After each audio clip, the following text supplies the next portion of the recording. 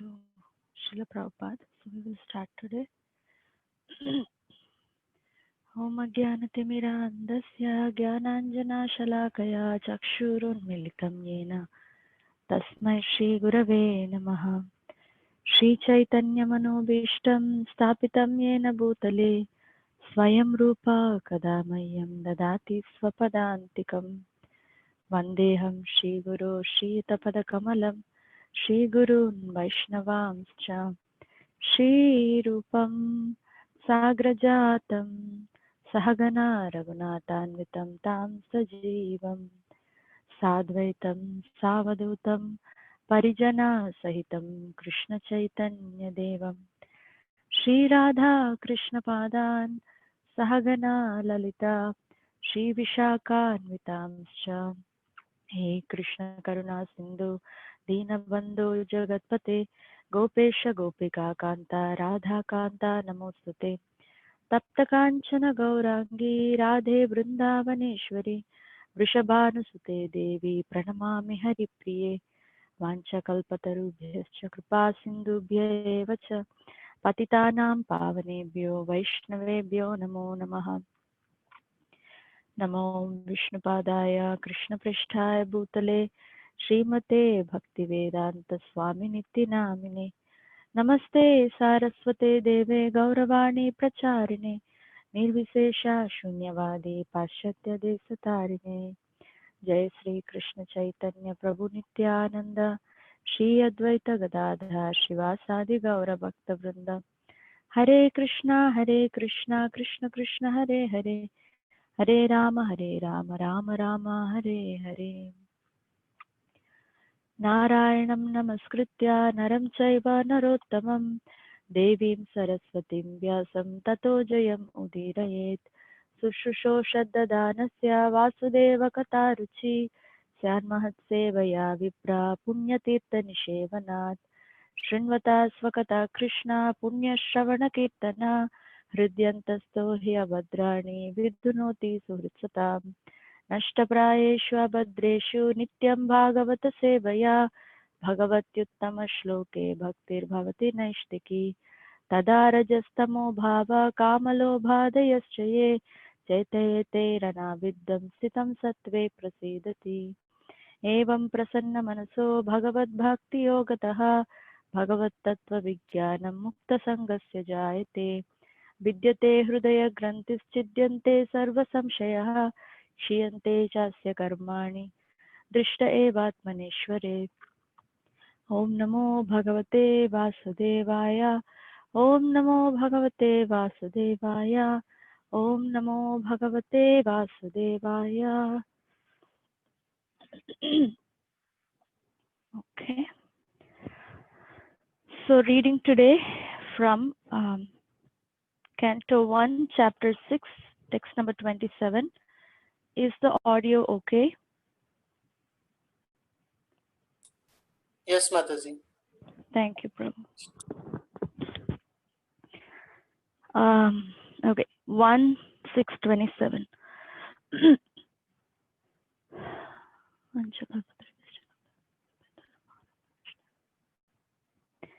Evam Krishnamate Brahman Nasaktasyaatmalatmanah Kala Pradurbhut Kale Tadit Saudamaniyata. Evam thus, Krishnamate, one who is fully absorbed in thinking of Krishna. Brahman, O Vyasadeva, na, not, asaktasya, of one who is attached, amala atmanaha, of one who is completely free from all material dirt. Kalaha, death, pradurbhut, become visible, kale, in the course of time, tadit, lightning, saudamani, illuminating, yatha, as it is. Translation. And so, O Brahmana Vyasadeva, in due course of time, I, who was fully absorbed in thinking of Krishna, and who therefore had no attachments, being completely free from all material taints, met with death, as lightning and illumination occur simultaneously. Purport. To be fully absorbed in the thought of Krishna means clearance of material dirts or hankerings. As a very rich man has no hankerings for small petty things, so also a devotee of Lord Krishna, who is guaranteed to pass on to the kingdom of God, where life is eternal, fully cognizant, and blissful, naturally has no hankerings for petty material things, which are like dolls or shadows of the reality, and are without permanent value. That is a sign of spiritually enriched persons. And in due course of time, when a pure devotee is completely prepared, all of a sudden, the change of body occurs, which is commonly called death. And for the pure devotee, such a change takes place exactly like lightning and illumination follows simultaneously. That is to say, a devotee simultaneously changes his material body and develops his spiritual body by the will of the Supreme. Even before death, a pure devotee has no material affection due to his body's being spiritualized like a red hot iron in contact with fire. So, here, no recaps because I think we have been hearing regularly about um, Narada Muni's life, how this all started from the first chapter, answering to the six questions, and the six questions about Bhagavatam. So then sages ask again how Bhagavatam appeared. So there's life history of Vyasadeva and now Narada Muni's life history. So because Narada Muni is the direct uh, person who triggered this writing of Bhagavatam to Vyasadeva when he was despondent. So that's how we have been studying Narada Muni's life, and now this is like a summary verse for all what he has been saying until now, pretty much, because in the last few verses we heard how he um, heard very carefully from Bhaktivedantas. Then he applied the teachings that they gave after initiation, which were chanting and remembering. So he did that, and Krishna, who was in the heart, suddenly disappeared, but he made his appearance through the sound vibration of his voice. He's speaking to Narada Muni. So, um, uh, and now he was told that he need to wait for more purification, and then he waited. So the fruit of that wait, fruit of what he had done, the result or prayojana is coming now more and more in a different levels. Yeah, one of the prayojanas was he was freed from material contamination.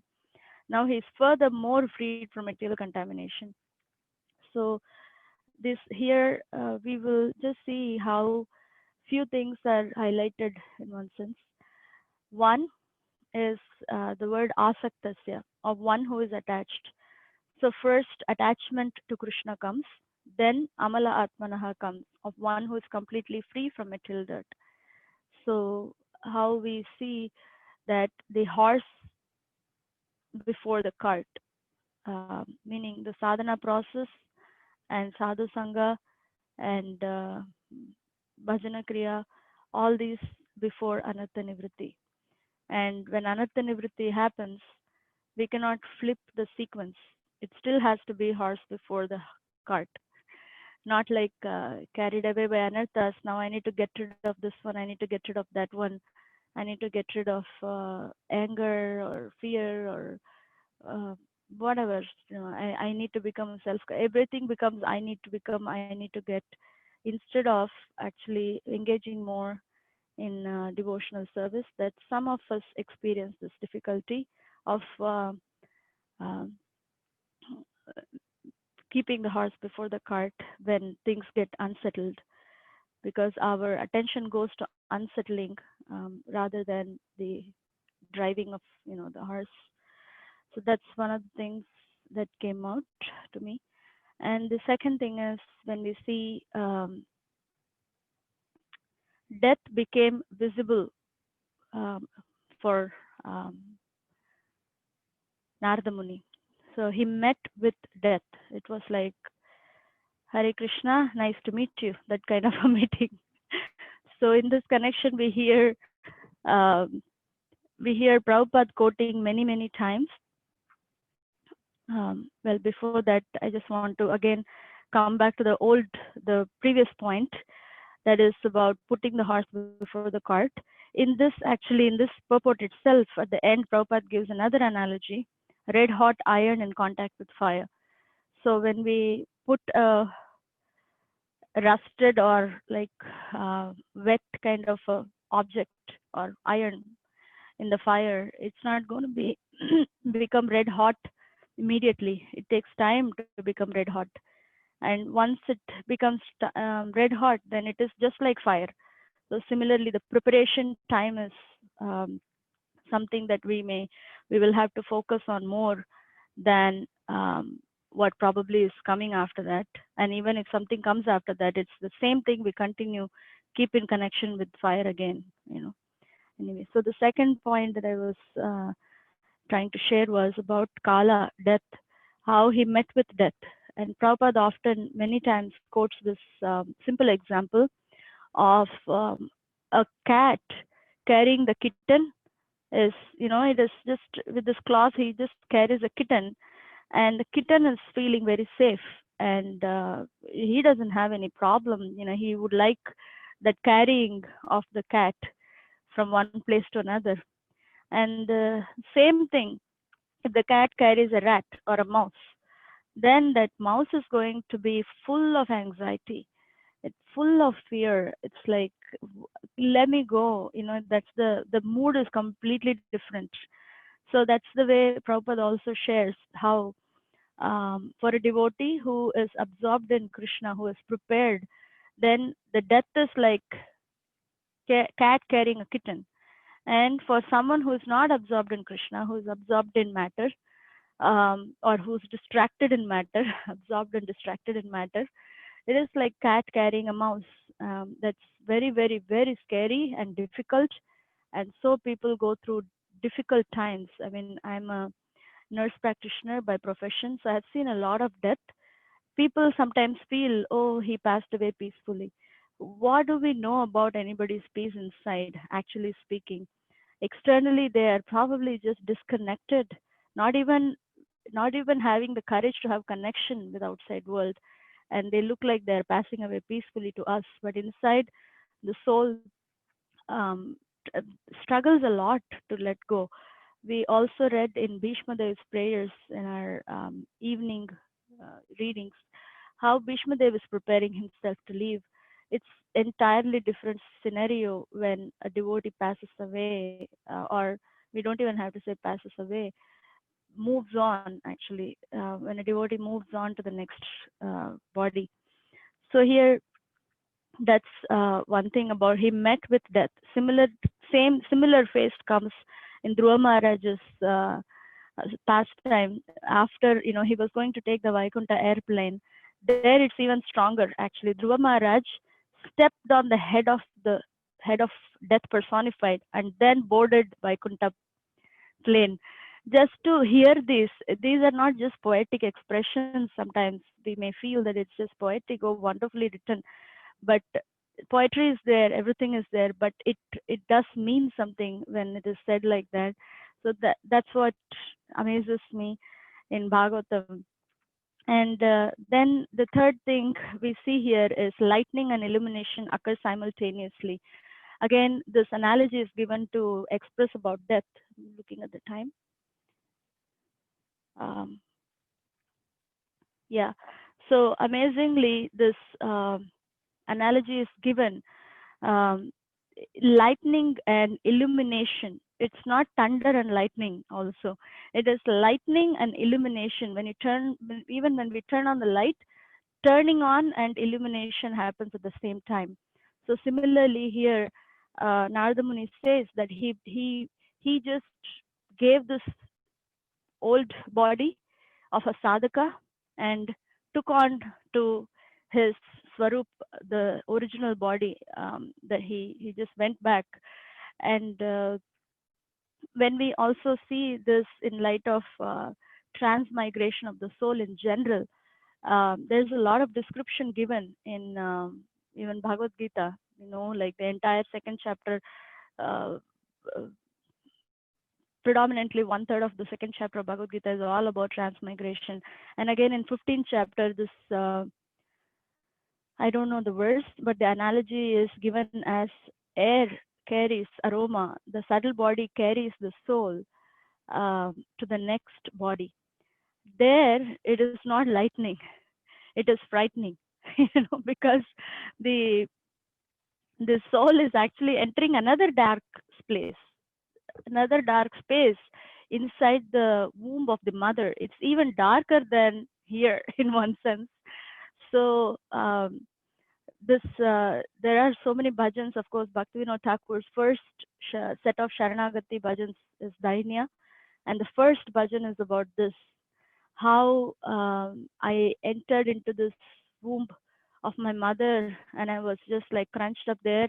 And I really thought that when I come out, I will offer my life to you and worship you. But as soon as I came out, I entirely forgot about my thought or commitment or promise that I would do that.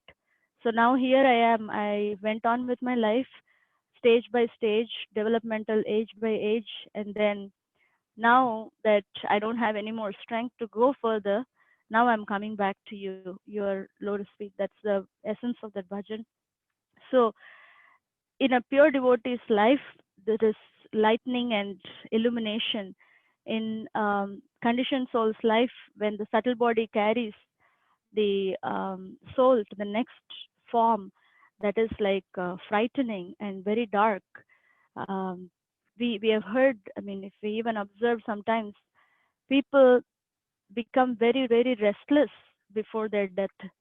Normally, conditioned souls, they become very restless, or they may start blabbering, they may start like yelling, and or they may just like disconnect with the whole world and just like, you know, spaced out. These kind of reactions we see when a person dies, when they are carrying this conditioned nature. Here, the subtle body is dissolved. Only thing that is left is soul, or we ourselves, and along with our spiritual senses and mind and intelligence, whatever it takes to have a spiritual body. I don't know about it, but that actually same process in one sense, moving from one place to another. But that moving from one place where one a person is going is entirely different story. And we see in our acharyas and contemporary devotees, when they leave their body, how they're leaving actually. That makes sense. When we read Bhagavatam, then it gives clarity. And when we see them, and then it gives more clarity of Bhagavatam. So it's like a both process of seeing and experiencing that makes it very, very, our faith more stronger. Passing away of Kurmarupa Prabhu in Vrindavan, in the Goshala, he chose to pass away. He was maintaining the Goshala, and he chose to leave his body in the middle of the cows. That was his choice, and he left very blissfully in the middle of the cows. I'm sure Krishna was present in the middle of the cows. That's why he just like chose like that.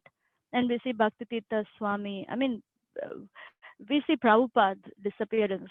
I mean, he was dictating until the last, until he left the last breath from his body. He was dictating Bhagavatam.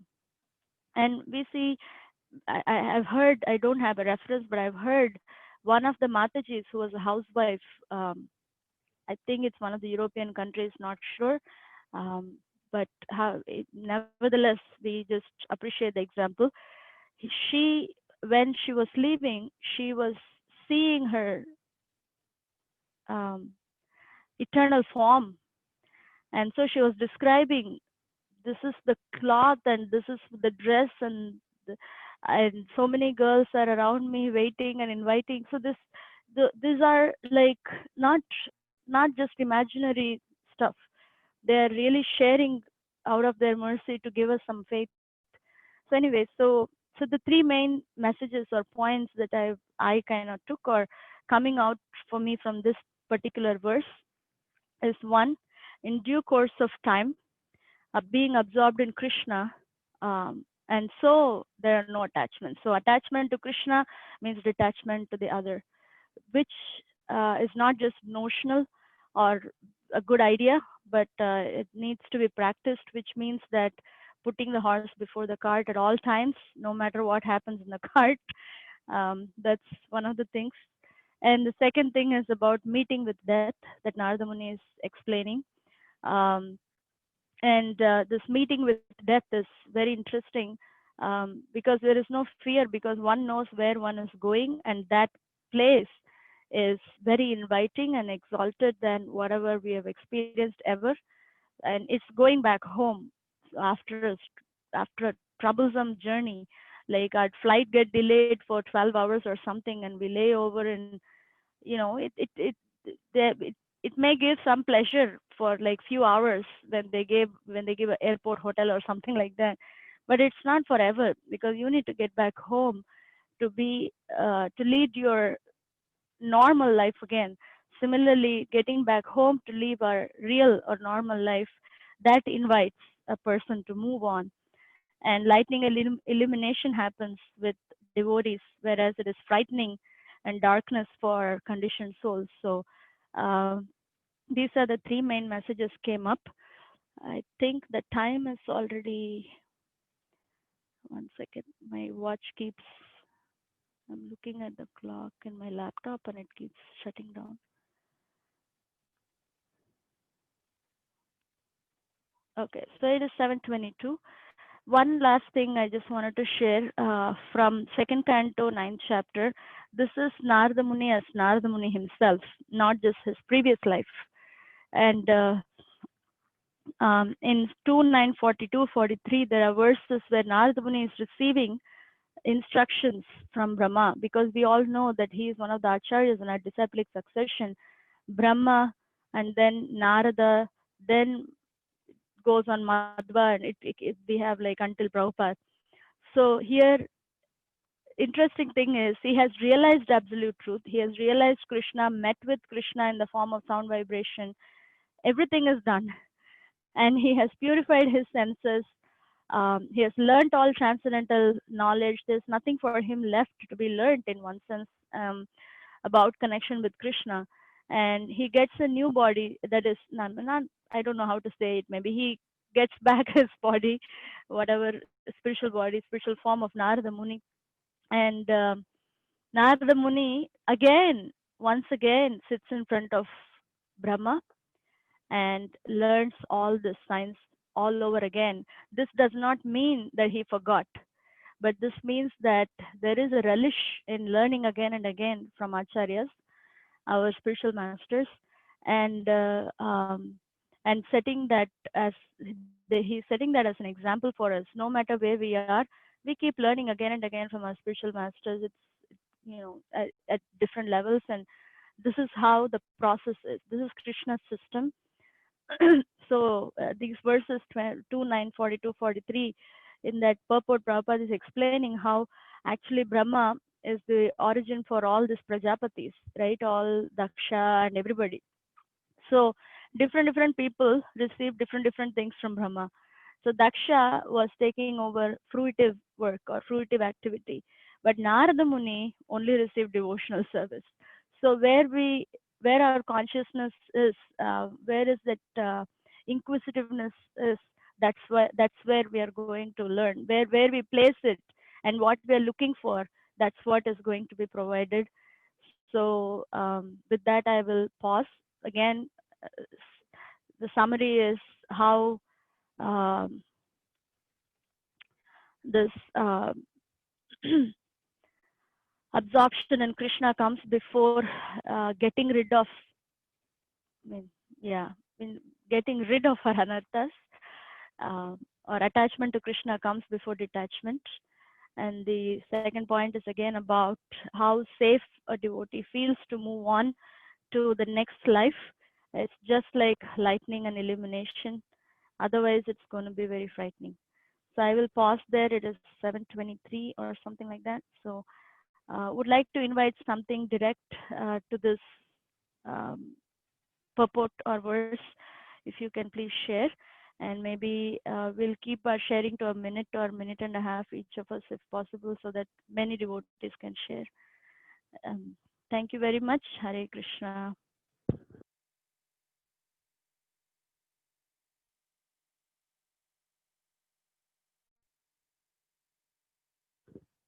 Go ahead, devotees, please. Your sharing is important, and that gives us all some further understanding. And please correct me if something you feel that needs to Hare be Krishna corrected. Mataji. Thank you Hari so Bol. much touching that point of Bhishma Dev's passing away and this thing. I have been going through some anxiety. I mean, not really consciously, but I realized as I was hearing this class about this whole situation and my parents' position there in India, there was some subconscious anxiety going on, like what if something happens. Just hearing this, and it gives so much relief or peace, Mataji. When you're saying that lightning and frightening, it was really relieving just to understand. And the other, I think you mentioned about the cat and rat thing. We may not be at the stage of Bhishma Dev or Narada Muni, but still it was very nice to connect and understand wherever we are, Krishna will be there for us. So that was really nice, Mataji. And the other thing I'm really appreciating that Anardas, the attachment to Krishna comes first before we get rid of Anardas. For me, so much of this consciousness goes into Anardas, and I will be totally lost in that I can't even focus on my practices. Thank you for bringing it up and emphasizing. Hare Krishna. Thank you, Mataji. Hare Krishna Mataji, please accept my devotion. This is Sri Krishna class. It was nice hearing about how attachments and anarthas. You mentioned about anarthas go later, and attachment to Krishna come first, and then anarthas disappear. I was just again reconnecting this to the 9 stages of Shraddha to Prema. I was just wondering why Anardha Nivritti comes before Nishta, Ruchi, or Asakti. If you have anything to share on question. In that case, we have to see that Shraddha, Sadhu Sangha, and Bhajana Kriya comes before Anartha Nivritti. So that's our focus. Shraddha, Sadhu Sangha, and Bhajana Kriya is our focus. And Anartha Nivritti, when the Anartha Nivritti process happens, we become aware of the anarthas, and we become aware and accepting of those anarthas rather than entertaining them. And rest of the stages are development of Shraddha in one sense, right? It's just furthering of Shraddha, Nishta, and Ruchi, and all these are not in, I mean, in one sense, nothing is in our hands, but in when we see practically what we are able to direct our senses and mind is Shraddha, Sadhu Sangha, and Bhajana Kriya. Nishta onwards, it's not just our investing in these, right, Prabhu? Like, it's awarded. It's developed and awarded. So our investment goes in Shraddha, Sadhu Sangha, Bhajana Kriya is my understanding. So that's Bhajana Kriya is the horse before the cart. That's what I've heard and that's my understanding. So that means, can we safely say that Sadhu Sangha and Bhajana Kriya, I mean, all other stages later are just byproducts of Sadhu Sangha and Bhajana Kriya? Or of course, everything is a byproduct of Sadhu Sangha in one sense, right? Mahat Seva, I mean, if these 9 stages are divided by Vishwanath Chakravarti Thakur into 14, you definitely would know it. And it all starts with Mahat Seva. This is the description given in first canto, second chapter, verses 16 to 21.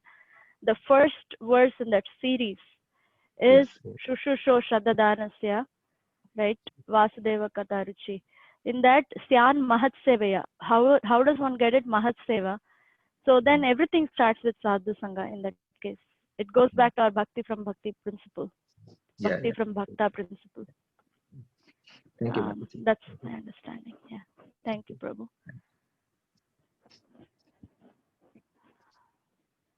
Anyone else?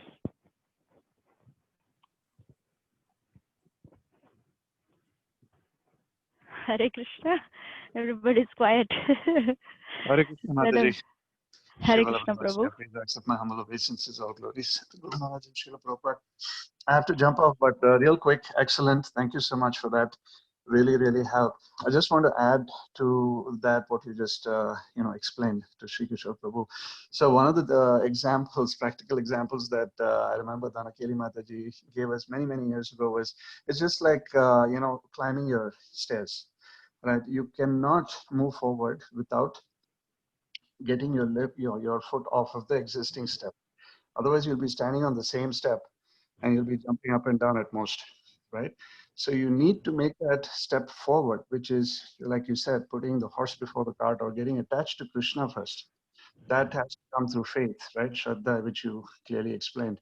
So that example really stuck with me. So you cannot climb stairs without moving your foot forward, right? Unless you put your foot on a firm footing on a step that is ahead, you cannot get your foot off the other one, the existing step. But at the same time, if you don't get your foot off the existing step, you're going to stay where you are. You're not going to move up or move anywhere for that matter.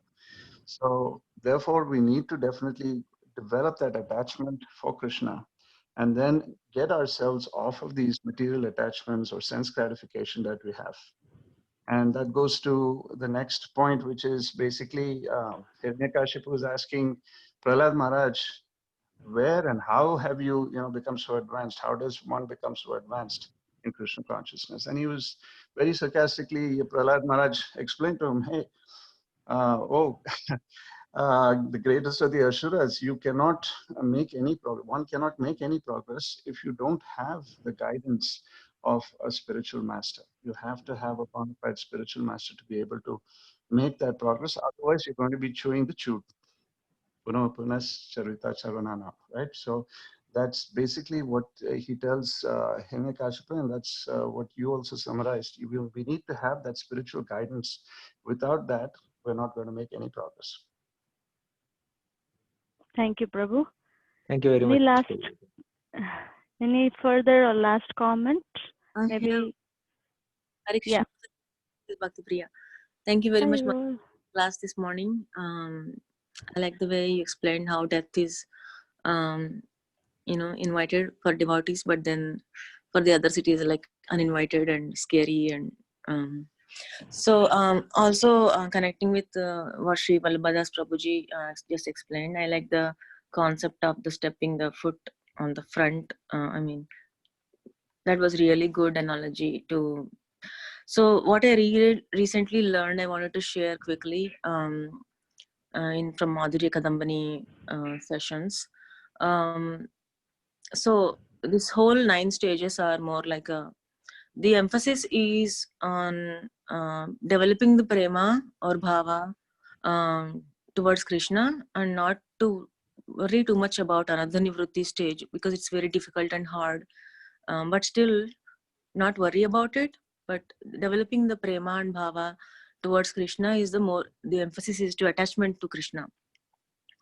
And the analogy given by Srila Vishwanath Chakravarti Thakur, another one is here, like riding a bike uphill all the way to Nishta. So uphill, the top of the hill is Nishta. From Nishta, it will be downhill. So the pedals automatically go. We don't have to work so hard from Nishta towards Prema stage. But until Nishta, we have to put effort, we have to follow the rules and not fall down or go backwards. So that was really helpful for me to realize From Nishta onwards, it's a downhill, and the pedals, we don't have to worry about the gravity will take care of bringing us to reach prema stage, with association and awareness of anartha nivritti. And so I just wanted to share that. Thank you very much, Mataji. The concept of inviting death with a positive expectations or positive nature of reaching God, it's a celebration for a devotee. It's the most important. Why we are practicing this bhakti is to get there, right? That is the final exam that we need to pass, and it was very important to remember. Thank you very much, Mataji, for your class today. I really enjoyed it. Thank you, Mataji. Yeah, just topping up on what you shared. In 1 to 18, that's our famous Nashta Prayeshu Abhadreshu verse. That is about Naishtiki, Nishta Bhakti, right? That Naishtiki Bhakti, there the how it is explained is by regular attendance in classes of Bhagavatam and serving Bhagavata. This all that is troublesome to the heart is almost completely destroyed. That is Nishta.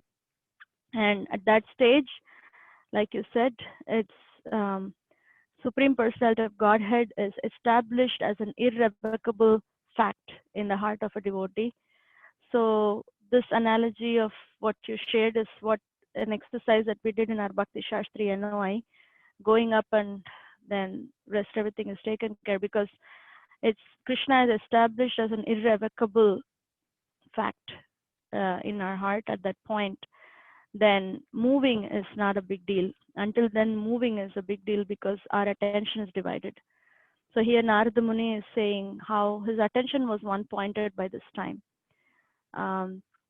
When he stepped out of his home to take a journey into, towards the north, at that time itself it was irrevocable, Naishtiki. Then after that, his more bhajana kriya, and then everything moves from there. Yeah. Anyway, just bringing back our thing to our Narada Muni again. Yeah. Thank you. That was interesting. Yeah, thank you so much. Okay. Anybody else has any last thing about Narada Muni? Otherwise, we will. It's 7:35, or I don't know what the time is.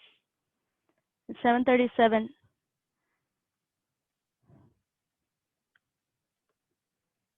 Okay. Hare Krishna. Thank you very much. Vanchakalpatarubhyascha kripa sindhubhya eva cha patitanam pavanebhyo vaishnavebhyo namo namaha. Thank you very much for everybody who is present and not present and shared and did not share. Thank you very much for your association. Hare Krishna. Thank you. Hare